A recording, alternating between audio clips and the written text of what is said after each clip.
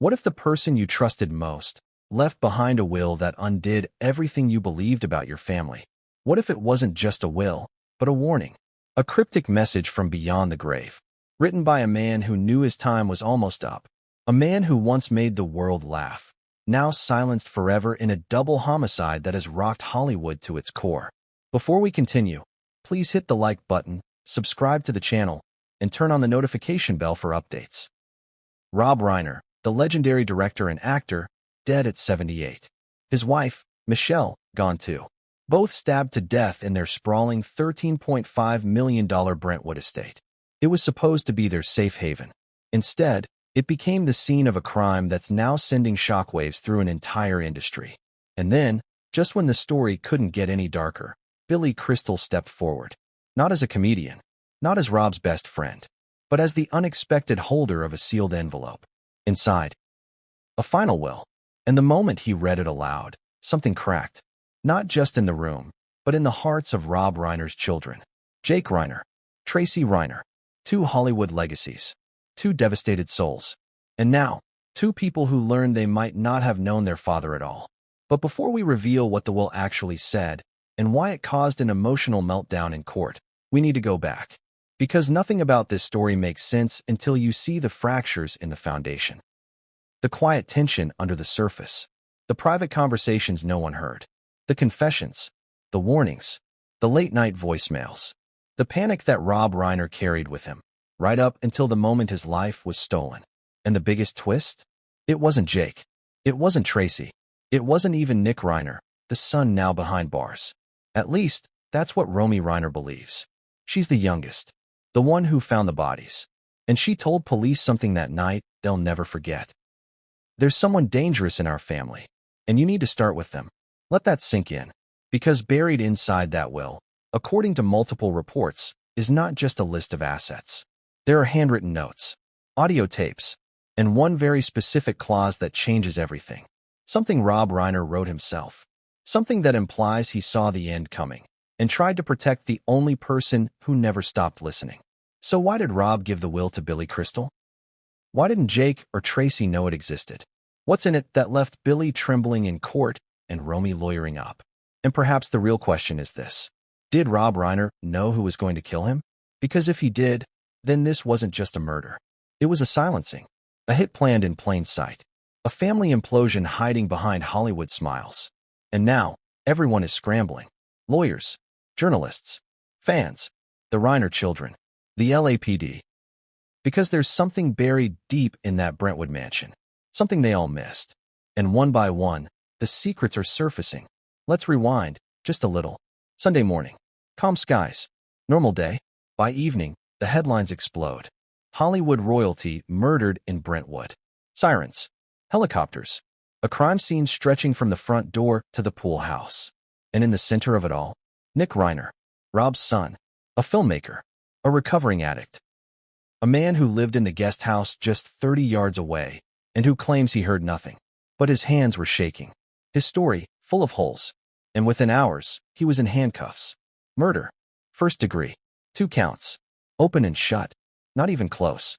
Because just when prosecutors thought they had it all figured out, Romy Reiner walked into the police station and dropped a bombshell. She said something wasn't right. That her brother's arrest was too fast, too convenient. That something darker was being overlooked. And she begged them to investigate one particular name, a name we'll come back to later. Meanwhile, the funeral planning began, but not without chaos. Jake and Tracy Reiner refused to be in the same room. One blamed the other for past trauma. Friends close to the family say they hadn't spoken in months, maybe years. Not properly. And then there was Billy Crystal. He showed up quietly. No press. No speeches. Just grief. Until the day after the funeral. That's when it happened. In a private meeting room, surrounded by attorneys and family, Billy Crystal opened a sealed envelope left to him by Rob Reiner just 2 months earlier. Inside was a will. Not the one on record. A new one. A secret one. And when he began to read it out loud, Jake reportedly turned pale. Tracy broke into tears. And Romy, the youngest, nodded, as if she'd known it was coming all along. Why? Because this will named someone no one expected. It removed others entirely. And worse, It included a handwritten letter from Rob Reiner that began with just 5 words. If you're reading this, run. Let that sit with you. What did he mean? Who was supposed to run? And from what? As lawyers scrambled and Jake stormed out, only one person remained calm. Billy. He stood in the room, voice trembling, clutching that paper like it weighed 1,000 pounds. And he said something to the lawyers that was later leaked to the press. He told me to wait, to keep it sealed, and to only open it if something horrible happened. And something horrible had happened. Now let's pause here, because you're probably wondering, why did Rob Reiner give this to Billy Crystal? Why not a lawyer? Why not his children? Why not his wife? We'll get to that. But just know this. This isn't the story of a will. It's the story of a warning. A trail of secrets Rob Reiner left behind. Hints, notes, tapes, safes, and a final message that says more about his fears than his fortune. Because as we'll reveal, this wasn't the only envelope. There's a second one, hidden, and someone's already trying to find it. But what came next would change everything, and no one saw it coming. What did Rob Reiner know that terrified him enough to put his final words in the hands of a comedian? Why would a man like Rob, a master of storytelling, legacy, and control, bypass his own family, his own estate attorneys, his own Hollywood connections, and hand over his most critical document to Billy Crystal? Let's pull that thread, because this wasn't just some last-minute scribble. According to sources close to both men, Rob had written this well over a year ago, in secret. It wasn't just a change in distribution. It was a radical overhaul. He removed Jake. He limited Tracy. He expanded Romy's inheritance, but only under very specific conditions. And he named a trustee no one had ever met. That's right. Not a celebrity. Not a family friend. Not a legal partner. A name that made the room go quiet when Billy read it aloud. Who was this person? And more importantly, why did Rob trust them more than his own children? As this mystery unfolded, more disturbing details began to emerge from inside the Brentwood estate. Items had been moved. Cameras were disabled. Phone logs were erased. But one thing survived. A tiny voice recorder buried in Rob's desk drawer. And on it, a single sentence spoken days before his death. If something happens to me and Michelle, this wasn't random. It's in the will. Find Billy. He knows. Think about that. He didn't say call the police. He didn't say call my lawyer. He said, find Billy. So again, why Billy Crystal? Because he wasn't just a friend. He was Rob's vault. The man who knew everything. Who heard the whispers. Who saw the fights. Who sat across from Rob night after night as the filmmaker began unraveling secrets he'd kept buried for years. And some of those secrets involved Jake and Tracy. Now, here's where the story takes a turn. Because when the will was read, it wasn't just shocking because of the asset reallocation. It was shocking because it referenced events that hadn't even happened yet. Let that sink in. Rob Reiner anticipated danger. He predicted conflict. He foresaw betrayal. And he left behind a roadmap. Not just for distributing wealth, but for exposing lies. One paragraph, in particular, stood out. To my children who may read this, I hope you understand this isn't punishment. It's protection. I've seen things. I've heard things. I can't go to the police. But if this will is being read, then what I feared most has happened. Protection? From what? Or from who? The room froze. Billy's hands shook as he passed the paper to the attorney. Jake refused to look at it. Tracy clutched her stomach, visibly trembling. And Romy? She whispered something to her lawyer that was caught on a hot mic. It's him. He knew it all along. Now pause. Because just when you think the Reiner family can't get more complicated, there's Romy. The youngest. The one always kept out of the spotlight. The one who, according to insiders, had been estranged from her siblings for years but remained unusually close to her father. She's the one who found the bodies. She's the one who told detectives to look at a dangerous family member. And now, she's the one who allegedly holds access to a second set of documents hidden in a different location. A set that includes audio diaries, photos, and a second letter addressed only to her. Why her? And why wasn't it found in the main safe? Because according to Rob's personal assistant, who has since come forward anonymously, Reiner had taken drastic steps in the last 6 months of his life. He changed his alarm codes. He started locking certain rooms. He began keeping 2 safes, one in the study, one in the pool house. Only Romy and Billy knew about the second one. And here's the kicker. That second safe? It's missing. Gone. Removed entirely the night of the murder. Let that sink in. Because whoever took it knew exactly what they were looking for. Now back to the will. Remember the trustee name no one recognized? Journalists began digging. Public records. Business filings. Old film credits. And guess what? The name appeared just once. Listed as an assistant accountant on one of Rob's early projects. A man who reportedly saved Reiner from a bad investment, then disappeared from the industry. No public photos. No social media. Just a name, tied to a now-deleted LLC connected to Romy. Coincidence? Or was Rob building a lifeboat for his daughter, while protecting her from the war he saw coming? A war that, according to his words, would erupt the moment he was gone. And he was right. Because within 48 hours of the will being unsealed, Jake Reiner filed a petition to invalidate it. He claimed undue influence. He blamed Romy. He accused Billy Crystal of fabricating it, despite 3 notarized witnesses and a video recording of Rob handing Billy the envelope. Tracy didn't join him, but she didn't defend the will either. She vanished. Flew to an undisclosed location with her children and refused comment. Only Romy stayed put.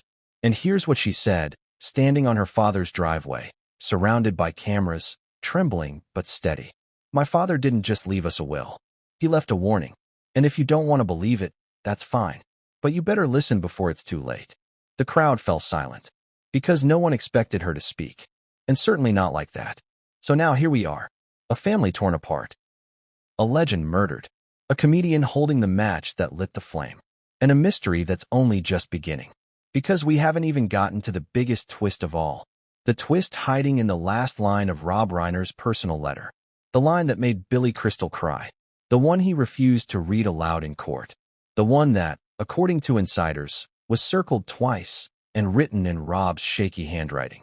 Want to know what it said? We'll get there. But first, you need to understand what happened inside that Brentwood mansion on the night of the murders.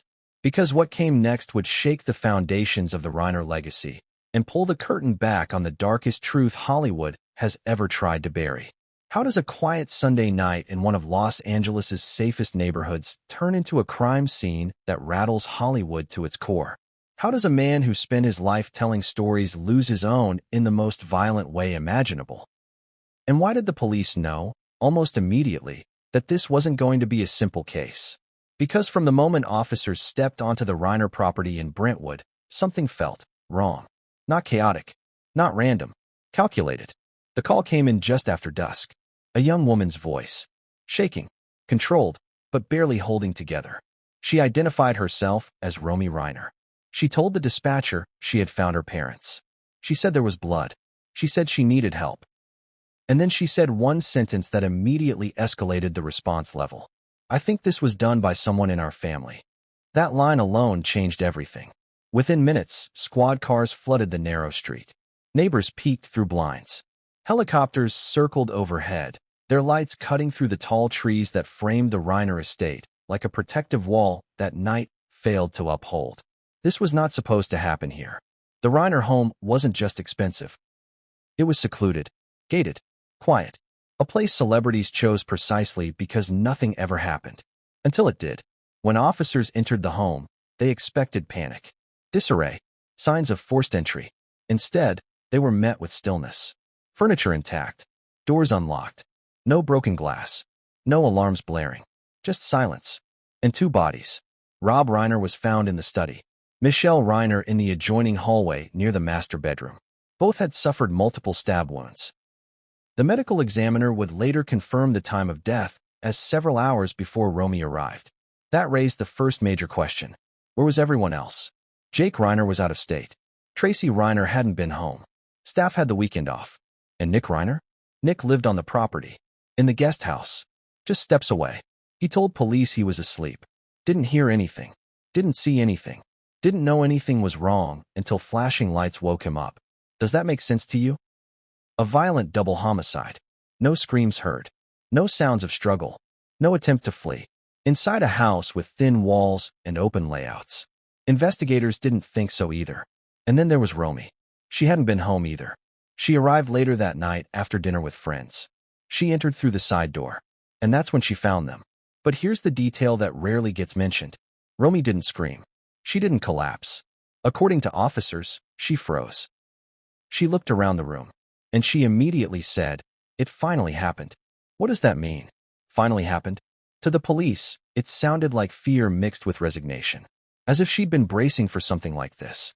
When detectives asked her to explain, she hesitated. Then she said she couldn't talk about it yet, but she urged them, again and again, to focus on family, especially one family member, Nick. Now let's talk about Nick Reiner, 32 years old, filmmaker. Struggled with addiction, multiple stints in rehab. According to friends, volatile but deeply emotional. According to neighbors, quiet, withdrawn, often pacing outside late at night. He lived in the guest house to get back on his feet, as Rob reportedly told friends. But others say it wasn't voluntary. They say Rob insisted. Why? Because tensions inside the main house had escalated. There had been arguments, loud ones, over money, over control, over behavior. Michelle Reiner had reportedly expressed fear about Nick's temper in the weeks leading up to her death. She had confided in a friend that she felt trapped between protecting my son and protecting my husband. That line would later resurface in court filings. On the night of the murders, Nick's timeline began unraveling quickly. He said he went to bed around 10 p.m., but his phone showed activity past midnight. Messages sent, apps opened, location data pinging near the main house. When confronted, he said he couldn't remember. Then came the blood evidence. Not on his clothes, not on his hands, but in the guest house bathroom sink. Traces minimal, almost cleaned. That raised eyebrows. Why wash anything if you weren't involved? Nick's response: I cut myself earlier. I don't remember how. Does that sound believable? Detectives didn't think so. By morning, he was taken into custody, charged with 2 counts of first-degree murder. The headlines exploded. Hollywood royalty, murdered by their own son. Case closed, right? Wrong. Because even as Nick sat in an interrogation room, Romy Reiner was saying something very different to a separate group of detectives. She said Nick was dangerous. Yes, but she also said he wasn't smart enough to plan something like this. She said the scene didn't match his past behavior. She said something felt staged. And then she said something that would later leak to the press. If you think this was about rage, you're missing it. This was about silence. Silence. That word would haunt this case. Because nothing about the crime screamed impulsive. No robbery. No forced entry. No signs of panic. Just precision. Even the weapon was missing. No knife recovered. And that matters. Because crimes of passion usually leave chaos. This didn't. And then there was the timing. The murders occurred just days after Rob Reiner had finalized changes to his will. Days after he'd met privately with Billy Crystal. Days after he'd reportedly told a close friend, "If anything happens to me, don't let them twist the story." Them. Who was them? As the coroner completed the preliminary report, another strange detail emerged. Rob Reiner had defensive wounds. Michelle did too. But neither showed signs of surprise. Meaning, they likely knew their attacker. They didn't panic at first. They didn't run. They confronted. And that suggests familiarity. Now think about that. If Nick had snapped, would Rob and Michelle calmly confront him? Or would they try to escape? And if it was someone else, someone trusted, someone expected, that changes everything. By the second day, the LAPD realized they had a problem. Public pressure was enormous. Media trucks lined the street. Everyone wanted a story. And Nick Reiner was the perfect headline. Troubled son. Violent end. Clean narrative. But inside the department, detectives were divided. Some believed the evidence was enough. Others weren't convinced. Because too many things didn't add up. Why was the security system disabled only in specific zones? Why was one safe missing from the property?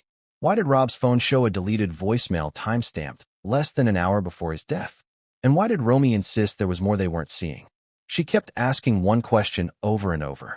Have you checked the pool house? They had. Nothing. At least, that's what they said. But later, a junior officer admitted something was off. There were fresh scuff marks near the pool house door, as if something heavy had been dragged, like a safe. And then came the most unsettling discovery of all. A note. Not a suicide note. Not a confession. A message written in Rob Reiner's handwriting, found in the study desk drawer. Just 4 words. They're closer now. Closer to what? Or to whom? That note was logged. then quietly removed from the initial press release. Why? No one knows. But when Billy Crystal would later reference Rob's paranoia, some investigators bristled. Because it didn't look like paranoia. It looked like preparation.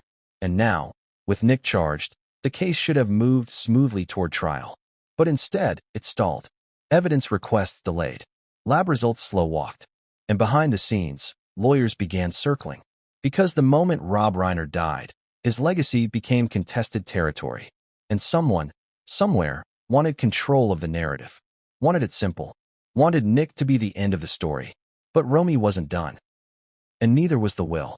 Because as investigators dug deeper into the timeline of that night, they uncovered something chilling. A shadow movement on a camera that wasn't supposed to be working. A camera no one remembered installing. A camera that captured 30 seconds of footage just minutes before the estimated time of death. Footage no one had seen yet. And when they finally did, it would blow the case wide open. But before that footage could surface, something else happened. Billy Crystal made a call. And what he said would pull this investigation in an entirely new direction. Because the murders weren't the beginning of the story. They were the consequence. And what came next would change everything, and no one saw it coming. What kind of son sleeps just yards away while his parents are murdered and hears absolutely nothing? What kind of silence is that? Because when detectives arrived at the Brentwood estate and started piecing together timelines, one detail refused to sit quietly in the background. Nick Reiner lived on the property. He wasn't across town. He wasn't out of state. He wasn't unreachable. He was right there, in the guest house, watching Netflix, scrolling on his phone, cooking noodles at midnight, based on the time-stamped Uber Eats receipt found in the trash, all while his parents were being stabbed to death inside the main house. And when officers knocked on his door that night, flashlight beams slicing through the courtyard, Nick reportedly answered in shorts, barefoot, blinking in confusion. "Is this about my dad?" he asked. But here's the thing. At that moment, the officers hadn't even told him why they were there.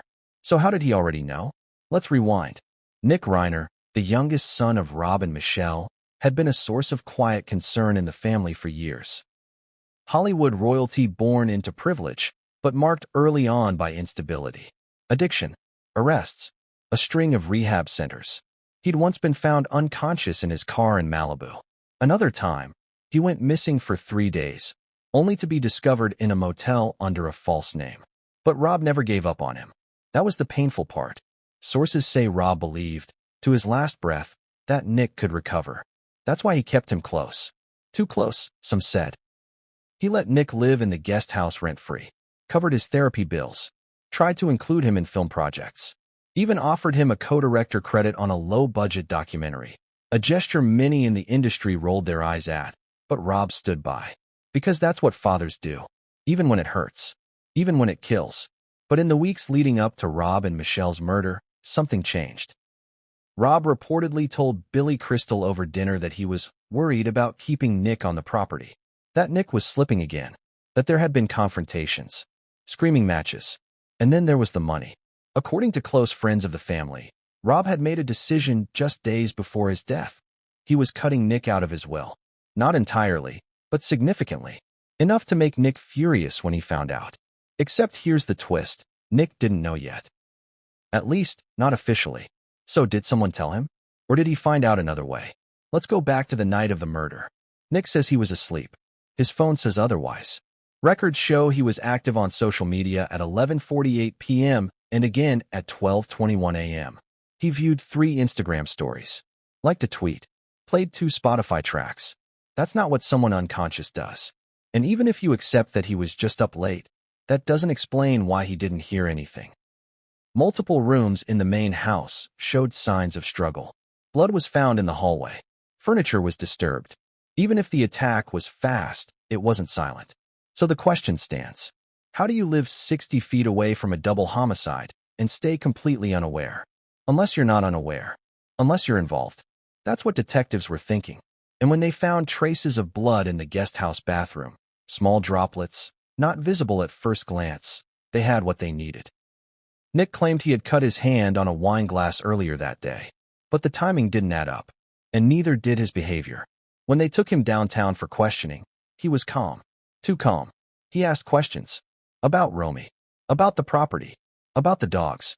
But not once, did he ask, how did they die? Let that sink in. Because that's not grief. That's knowledge. That's already knowing the outcome. And then came the moment that locked in the arrest. Nick was shown a photo of the scene. A single photo. Cropped. Deliberately misleading. Police wanted to see what he'd say, and he did something no one expected. He pointed to a corner of the photo, a detail too small for the untrained eye, and said, "That wasn't there earlier today." Detectives froze. How would he know what was or wasn't there, unless he had been in that room recently? It was enough. Within hours, Nick Reiner was arrested. Mugshots. Media storm. #frenzy. Hollywood Sun charged with double murder. But something didn't feel right, and Romy knew it. She went on record, through her lawyer, saying, "This may be what happened, but it's not why it happened. And that matters." What did she mean? She claimed Nick had been spiraling again. Yes, but he wasn't calculated. He was impulsive, messy, loud. The crime scene, clean, strategic, minimal signs of forced entry, didn't match his pattern. She also pointed out that Nick had no known history of violence toward their parents. He yelled. He threw things. He once disappeared for a week. But he never hit. Never threatened. Not that she knew of. But that's when Billy Crystal's voice joined the storm. He spoke to the family's attorney, not the press, and said something chilling. "Rob told me he feared someone was pushing Nick. Manipulating him. Using him. Who? That's the mystery. Because if Nick didn't act alone, who else had access? Who had motive? And who stood to benefit the most from Rob and Michelle's death? Tracy? Jake? Romy? Or someone from the outside? But let's stay focused on Nick for a moment. Because as the trial approached, his defense team began shifting the narrative.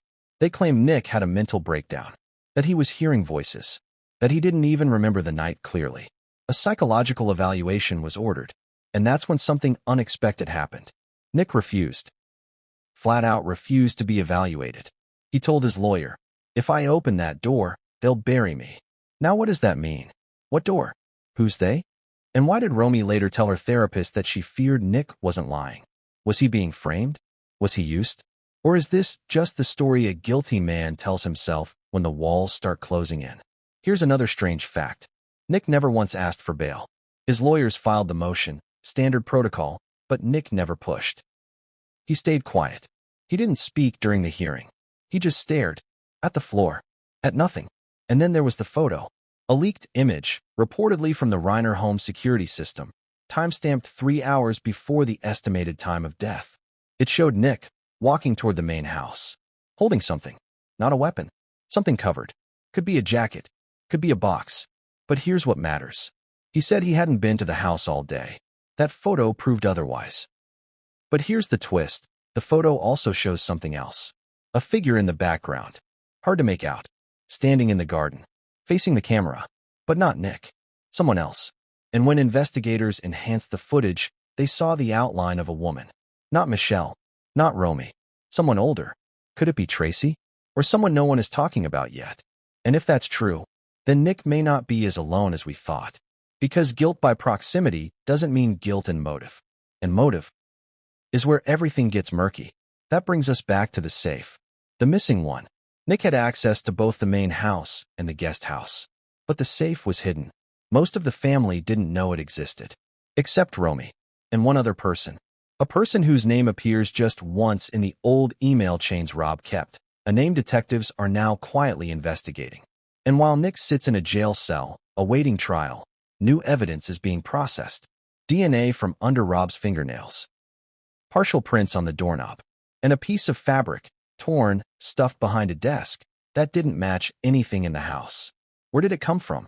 Who did it belong to?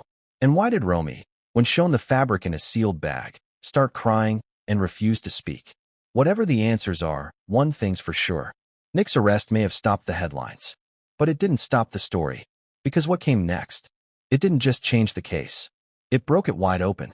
And no one, not even Billy Crystal, was prepared for what would be revealed in that will. Why would Rob Reiner, a man with access to top lawyers, a tight-knit family, and decades of experience navigating the cutthroat terrain of Hollywood, entrust his final will, not to his attorney, not to his children, not even to a secure legal vault, but to a comedian? Not just any comedian, Billy Crystal, Rob's best friend, his creative partner, his late-night confidant. The man who knew where the skeletons were buried, not because he was snooping, but because Rob opened the closet and showed them to him. So again, why Billy? What did Rob know that made him bypass everyone else? Let's rewind to 6 months before the murders. According to multiple insiders, some of whom have since testified, Rob Reiner began acting strange. Not paranoid, not erratic, careful, deliberate. He started canceling appointments. He stopped taking certain calls. And he began having long, unrecorded lunches with one person, Billy. They met in quiet restaurants, off-the-grid places in Beverly Hills and the Palisades. No security, no press, no assistants. And each time they met, according to a waiter who served them 3 times, Rob brought a notebook, a black leather journal, unlabeled, and Billy would sit, listening, nodding, sometimes looking over his shoulder, as if expecting someone to walk in. Now here's the part no one saw coming. Rob told Billy, directly, clearly, more than once, that he feared something was going to happen to him. He didn't say, "I'm sick." He didn't say, "I'm depressed."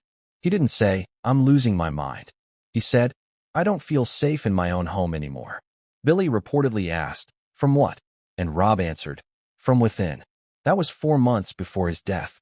A few weeks later, Rob handed Billy a sealed manila envelope, red wax across the seam, 2 initials etched into the back flap, RR.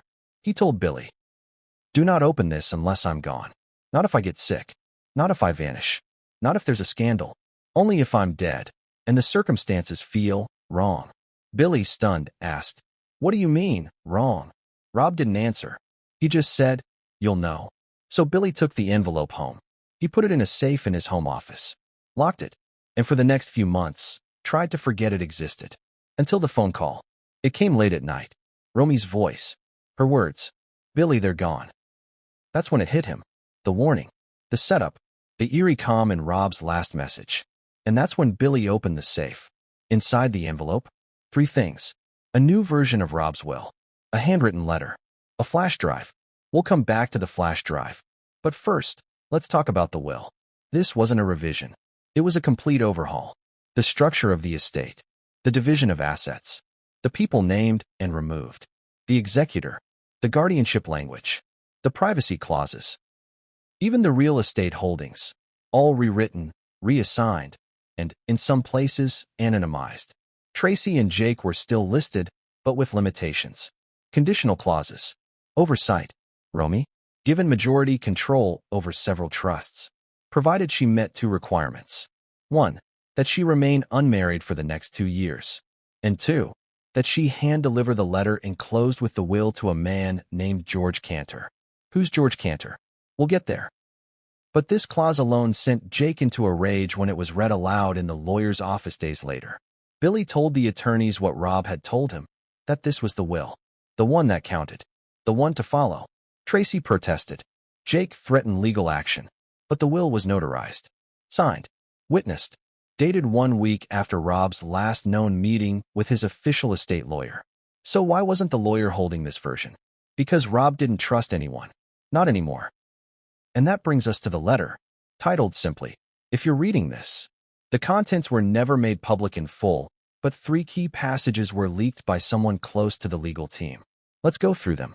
First, "I have reason to believe that my death may not be natural or accidental. I cannot prove it now. But if you are reading this, then what I feared has occurred." Second, "There are people in my life I have loved deeply, but I've also seen darkness creep in. Some of it mine. Some of it theirs. You must protect Romy. She is not safe." Third, "Trust is not given freely. Not in Hollywood. Not in family. Only Billy holds this because Billy is the one who never asked me for anything." Let that sink in. In 1 paragraph, Rob both warned of foul play and removed his most public children from the inner circle. And then there was the postscript. "Whatever you do, don't let them twist this into addiction. I was clean. I was clear. And I saw it coming." That line hit hard. Because already the tabloids were floating theories that Rob's murder was linked to family instability, mental health crises, and even a possible assisted suicide gone wrong. Rob knew the headlines would come. He knew the doubt would set in. So he left a bulletproof will. With a trusted friend. along with a message that would shut down any attempt to rewrite the truth. But then, there was the flash drive. What was on it? No one knows. Not yet. Billy turned it over to the family's private legal team. They, in turn, handed it to investigators. What we do know is this. The drive was encrypted and required a voice activation phrase, Rob's voice. Investigators tried to match it using archived interviews, voiceovers from his films, voicemails. Nothing worked. Until Romy came forward. She remembered something. A bedtime story her father used to tell her when she was a child. He called it the secret cave. It was silly, nonsensical. But it always began the same way. The cave is cold. The cave is deep. The cave is where I hide my sleep. Romy recited that phrase into the drive. It unlocked. And what they found inside? Recordings. Audio logs. Dozens of them.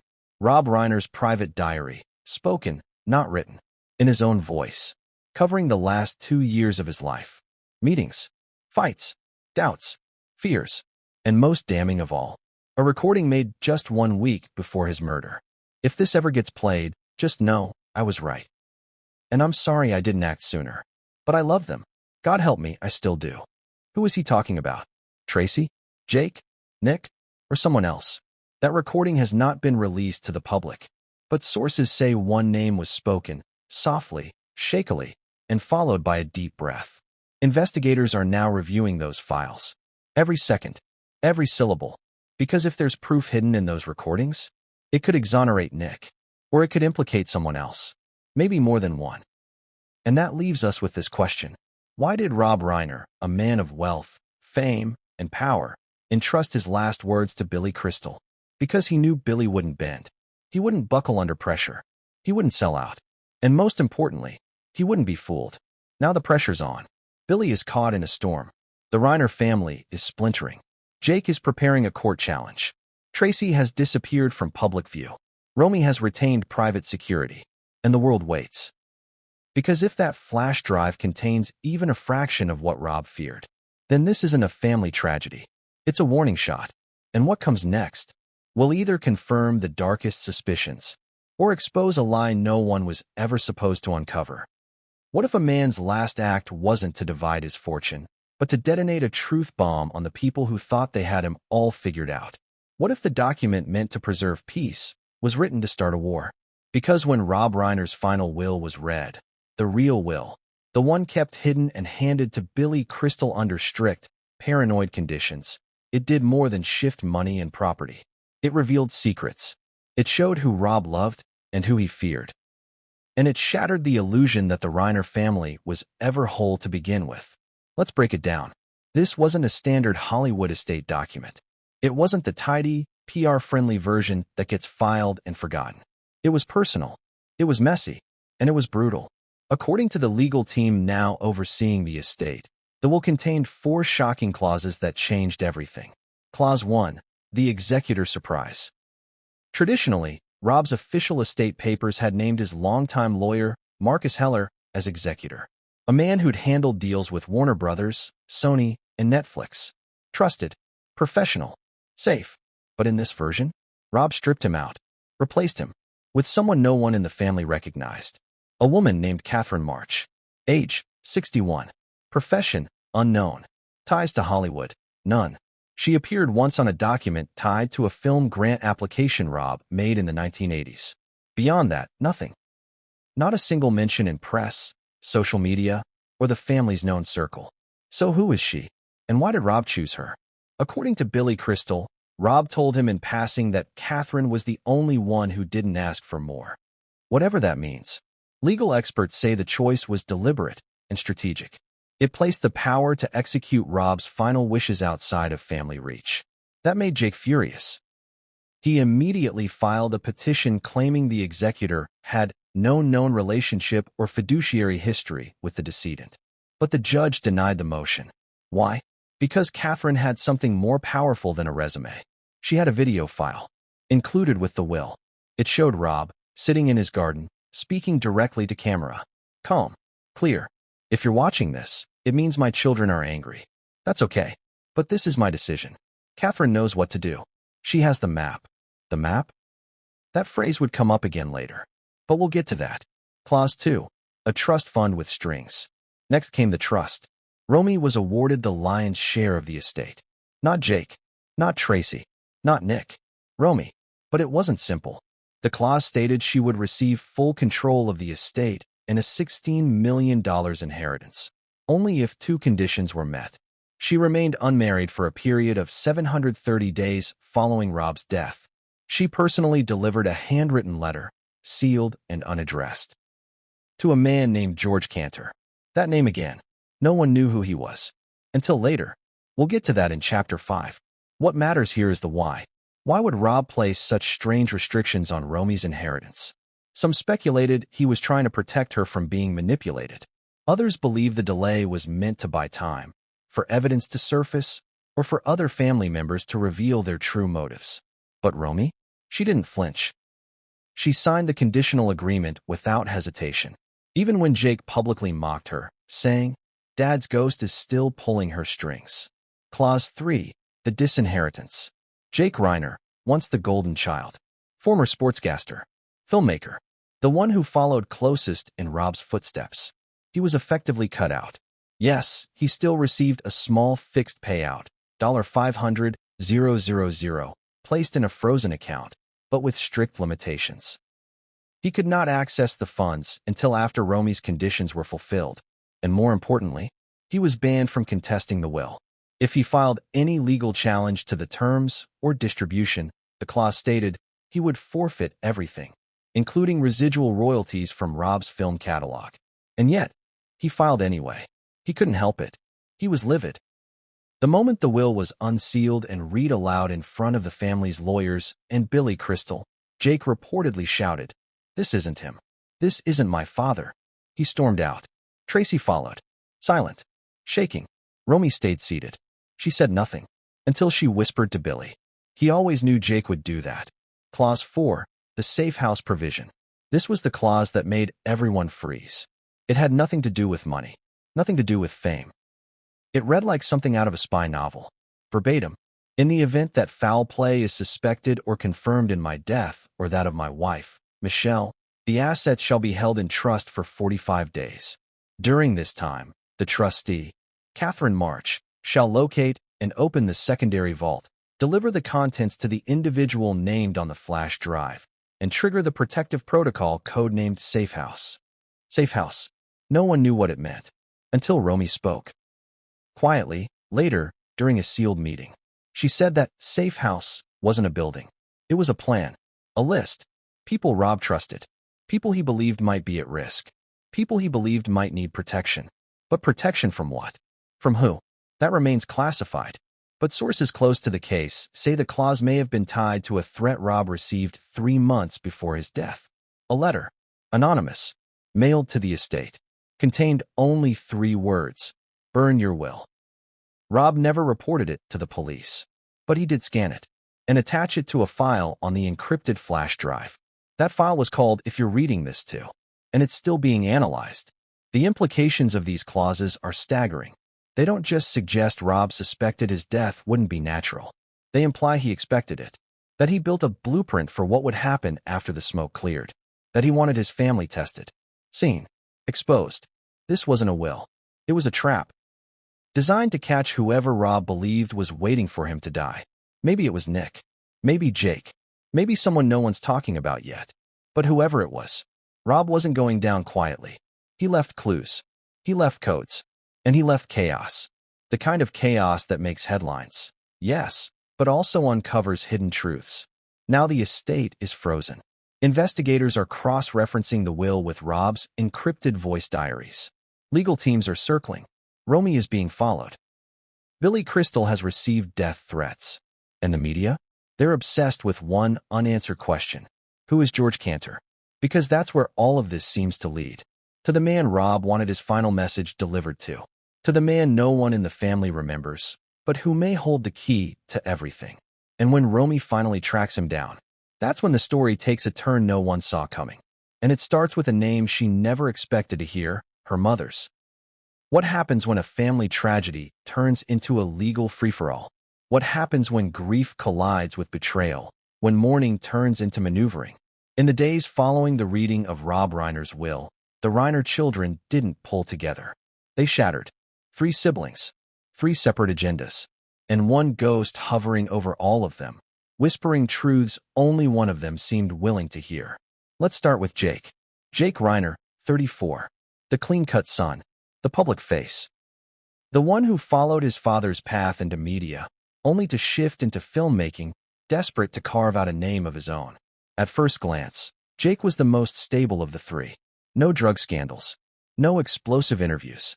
No social media meltdowns. But stability isn't always what it seems. Because behind the camera, Jake had grown increasingly bitter over the years. According to friends, he felt overlooked by his father. Rob's world was always about Rob. One friend allegedly said Jake told them. The rest of us? Supporting characters. That bitterness boiled to the surface the moment the will was read. Not just because of the disinheritance, but because of the implication behind it.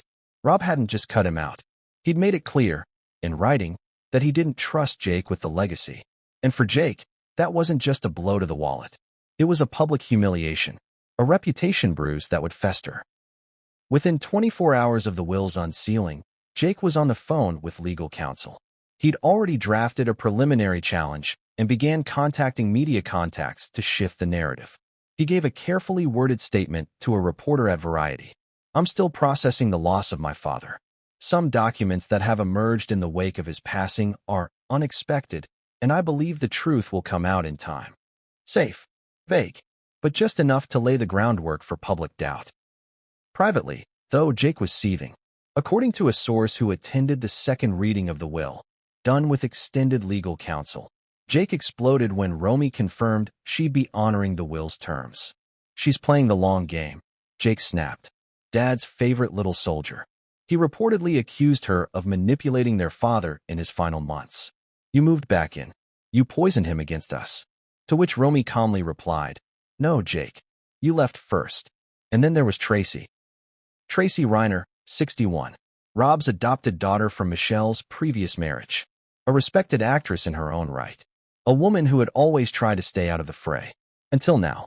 Because Tracy wasn't just wounded by the will. She was caught in the crossfire. She hadn't been cut out the way Jake was. But she hadn't been empowered the way Romy was, either.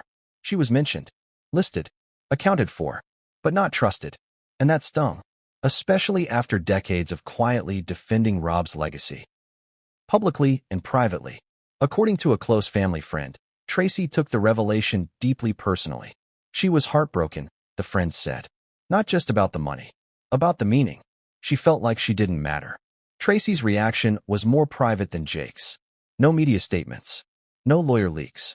Instead, she disappeared. 2 days after the will's reading, Tracy left Los Angeles. Her phone went dark. Her agent refused to comment.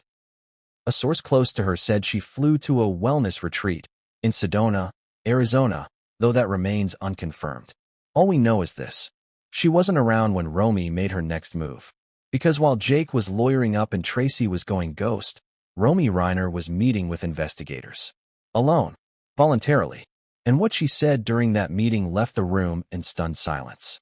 According to leaked notes from the session, Romy expressed concern, not just about Jake, not just about Nick, but about a larger pattern she believed had taken hold of the family. She claimed Rob had confided in her about feeling surrounded by actors, not children. That's a powerful phrase, and she used it intentionally. Romy said Rob felt like everyone around him had a script, that no one was speaking honestly anymore, that everyone had an agenda, everyone except Billy, and her. Because while Jake and Tracy stayed close to Rob professionally, talking film, funding, press, Romy spent her time asking about his fears. She saw the cracks. She heard the silences. She noticed the safe he started checking every night before bed. And, perhaps most tellingly, she's the only one Rob trusted with the knowledge of the second safe. The one that went missing the night of the murder. So ask yourself, if Romy was manipulating Rob, why would she keep that safe a secret? Why wouldn't she have used it to secure her position? Unless she wasn't playing a game at all. Unless she really was just listening. Billy Crystal seemed to think so. When asked, in a closed-door legal session, why Romy received such favor in Rob's will, Billy reportedly said, "She's the only one who didn't ask for something. She asked him how he felt. She asked him what scared him. Now contrast that with Jake. Just 2 months before Rob's death, Jake emailed his father's accountant, demanding early disbursement of his projected trust fund. The accountant declined. Jake followed up with a CC to Rob. No reply. And that silence? That may have been the tipping point. It certainly was for Romy. Because just a week before the murder, Rob and Romy had a conversation, documented in his audio diary, where he reportedly said, "I don't know how we ended up here. I raised them. I love them. But I don't know if they love me, or the idea of me." Let that line sink in. It's not about money. It's about legacy, about identity, about disappointment, and maybe fear. Which brings us to the emotional fracture at the heart of this chapter. These 3 siblings weren't just reacting to grief. They were reacting to the roles they'd been assigned in Rob's life. Jake, the successor who never got the throne. Tracy, the loyal guardian left out of the plan. And Romy, the black sheep who ended up with the keys to the kingdom. But Romy didn't ask for power. She didn't ask for money. She asked one question the day the will was read. Who took the safe? That's where her focus was. And when she turned to the investigators and asked them that, when she reminded them that one key piece of evidence was still missing, that's when everything changed. Because that question, it redirected the case. Away from Nick, away from the obvious, and straight into the realm of conspiracy. Now Jake is on edge. He's demanding a court order to access the drive files from Rob's laptop. He wants access to the flash drive. He wants to control the narrative. But here's the catch. The will forbids it. Rob's language was airtight. Only Romy and the executor can authorize access. And Catherine March, the mystery woman Rob named, hasn't budged. Tracy remains in hiding. But her attorney surfaced last week, filed a motion to pause the estate's execution until emotional clarity can be achieved among the surviving siblings. That motion was denied. Romy isn't flinching. Not yet. She's staying close to Billy, close to investigators, close to the team Rob built around her before he died. And now she's closing in on something. Someone. A name. A clue left in the second safe. Because even though it vanished from the house that night, Rob had prepared for that too. He left a backup. A single photo, buried in a box of old DVDs, labeled in handwriting, "Do not open unless I'm gone." Romy opened it last night. And what she saw? It wasn't just a name. It was a face. Someone connected to all 3 siblings. Someone who had been in the house that week. Someone who had motive. And that's where we're heading next. Because the sibling war is about to give way to something even darker. And what comes next, none of them are prepared to face. What if your father's voice, long gone, suddenly echoed back through a speaker and told you exactly who to fear? What if the man you buried left behind a breadcrumb trail of truths too dangerous to write down, but too painful to ignore? What if he knew, really knew, that someone he loved would be the one to betray him? Because Rob Reiner didn't just leave a will. He left recordings. His voice. His thoughts. His last confessions. And they weren't meant for the world. They were meant for one person, Romy. It started with the flash drive Billy Crystal handed over to the estate attorneys. The encrypted one. The one that wouldn't open until Romy spoke the secret phrase. "The cave is cold. The cave is deep. The cave is where I hide my sleep." A childhood rhyme that doubled as a verbal key. Once unlocked, what they found wasn't just a legal statement or a digital archive. It was an emotional time bomb. 32 audio files.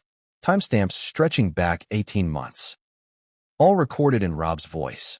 Casual, quiet, reflective. But the tone shifted. Early entries were thoughtful, almost therapeutic. Later ones, frantic, fragmented, frightened. Let's walk through them. Entry 1. The mask starts slipping. Dated roughly 18 months before his death, Rob talks candidly about feeling alienated from his children. They know the version of me that built a career, not the man who wakes up at 3 a.m. wondering who's going to try to sue him next. Jake asks about the estate again. Tracy checks in like she's reading from a calendar. Romy just listens. She's the only one who sits in the silence with me. Already, you can feel the shift. The early cracks. Not in the relationships, but in trust. Entry 4. She asked me about the camera. This one sent chills through investigators. Rob mentions that Michelle, his wife, had asked him why the camera facing the back garden had stopped working. I told her it was the battery. But I didn't believe that. I think someone disabled it. Not someone outside. Someone who knew the system. He doesn't name names. But the implication is clear. Entry 7. The night he screamed. This one is hard to listen to. Rob recounts an incident with Nick. He was clean for 3 months. We were proud. Then, last Friday, he came into the kitchen, screaming about someone following him. Said he saw shadows. I tried to calm him, but he wouldn't listen. Michelle was scared. Then, a pause. A long one. I'm not scared of Nick. I'm scared of what someone is doing to him. That line stood out. What someone is doing to him. It planted the seed that Nick may not have been the architect of the chaos. That maybe, just maybe, he was the pawn. Entry 12. The letter I burned. Rob confesses to receiving a letter he considered turning over to the police. It said, "Burn your will or lose your name." I don't know who sent it. No return address. But it wasn't just a threat, it was a warning. That someone out there wants this legacy erased, rewritten, and they're willing to use my family to do it. He then admits he did burn the letter, but not before scanning it. Digitally. Quietly. It was on the flash drive, buried deep in a hidden folder marked RR, personal only. Handwriting analysts are reviewing it now. Entry 17. Jake's visit. This one is painful. Rob recounts a visit from Jake. He smiled, sat down, told me how proud he was of me, then asked how much longer he had to wait for the trust fund to vest. I didn't say anything. He said, "Come on, Dad, I earned it." I wanted to believe him, but all I heard was pressure. And then, in a whisper, he looked past me, at the safe. Not once. 3 times. He doesn't say Jake did anything, but he says he changed the safe's passcode the next day. Entry 21. Michelle's tears. In a short, shaky entry, Rob says Michelle broke down after a dinner party. She told me she doesn't feel like our family loves each other anymore. That every conversation feels like a transaction. She was crying. I told her we could fix it. I lied. Then he ends the recording abruptly. No goodbye, no conclusion, just static. Entry 24. Tracy's silence. Rob speaks about Tracy's emotional withdrawal. She was the first to stand by me when I married Michelle. The first to defend my career. But she's drifted. Not angry, just absent. I tried asking why. She said, "You're not who you used to be." I asked her what that meant. She said, "You know." Then she hung up. A long pause. I think she knows something, but she won't say it. And that scares me more than anything. Entry 27. The plan. This is where it gets strategic. Rob outlines his decision to rewrite the will. Billy doesn't want it. That's why I trust him. I'm putting him in charge of delivering this when it's time. Not before. I need this version hidden. Away from the house. Away from the legal sharks. Away from the ones who want to inherit me, not mourn me. He then references Catherine March, calling her a contingency in case Billy is compromised. This is chess, not checkers. Rob wasn't just protecting his money. He was protecting truth. Entry 30. The Safe House Protocol. The most cryptic entry by far. If you're listening to this, and the safe is missing, do not panic. That's step 1. Step 2 is the blue folder behind the bookshelf. Step 3 is George. You know where to find him. Don't trust the police. Not all of them. Don't trust Jake. Don't trust Tracy. And if Nick tries to say it wasn't him, listen carefully. He may not be lying. Boom. A direct accusation. Or is it an exoneration? Because Rob is not saying Nick is innocent. He's saying the story might be bigger than Nick. Entry 32. The final message. The last entry. Short. Quiet. Almost like he knew the end was near. I hope this doesn't get played. But if it does, forgive me. I should have done more. I let my love blind me. Now it's your turn to see clearly. And Romy, you were always the mirror I couldn't lie to. Then silence. And then, a sound. Like a door creaking open. And then the recording ends. No timestamp. No closure. Just gone. These audio diaries changed everything. They introduced a new narrative. One where Nick may not have been the monster. One where Jake and Tracy, through omission or ambition, played roles in a tragedy still unfolding. And Romy? She now holds more than the estate. She holds the voice of a man crying out from the grave. Investigators are now mapping out the timelines mentioned in the recordings. Comparing events. Cross-referencing statements. One thing is clear. Rob Reiner didn't just leave a trail. He left a trap. And whoever triggered it may have just set their own fate in motion. Because buried in one of the entries was something else. A name, not a Reiner, not an outsider, but someone no one suspected. Until now. And what comes next? We'll expose everything. What happens when grief becomes a weapon? When bloodline loyalty collapses under the weight of suspicion, and every smile hides a subpoena? When the children of a Hollywood legend don't gather to heal, but to fight over the pieces of a shattered legacy? Welcome to the legal war that erupted over Rob Reiner's estate. And make no mistake, this wasn't a court battle. It was a public execution. Of trust, of silence, and of everything the Reiner name once stood for. It began the moment Jake Reiner